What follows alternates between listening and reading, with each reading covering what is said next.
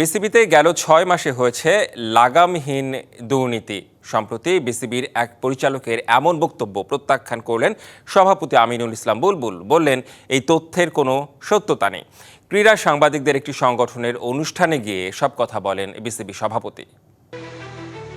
গেল ১৫ বছরে যে পরিমাণ দুর্নীতি হয়েছে বিসিবিতে, তার সমান দুর্নীতি হয়েছে শেষ ৬ মাসে।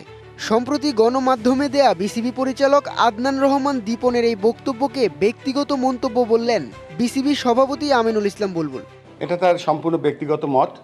আমি এটাকে ডিফেন্ড করছি যে this was his own call, এবং এ ধরনের কোনো অডিট বা এ ধরনের কোনো কাজ আমরা করছি না।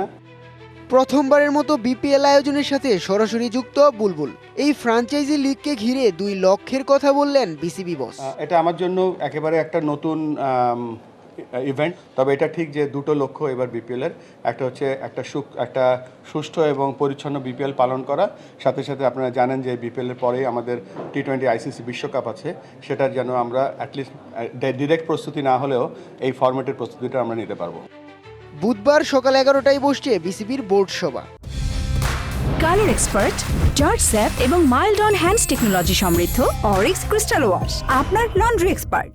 বোর্ডের রিস্ট্রাকচার ও বিপিএল নিয়ে আসছে একাধিক সিদ্ধান্ত, বললেন বুলবুল। ক্রিকেট বোর্ডকে যে ট্রিপল সেঞ্চুরি প্রোগ্রামের মাধ্যমে রিস্ট্রাকচারিং করেছি, তো রিস্ট্রাকচারিংয়ের যে অডিট রিপোর্টটা পেয়েছি ফ্রম এইচআর ডিপার্টমেন্ট, একটা এক্সটার্নাল এইচআর আমাদেরকে অডিট দিয়েছে, সেই অনুযায়ী আমরা বোর্ডটাকে, এই বোর্ডের ওভারঅল অর্গানোগ্রামটা আমরা চেঞ্জ করেছি। সেটার অ্যাপ্রুভাল কালকে বোর্ডে আলোচনা হবে।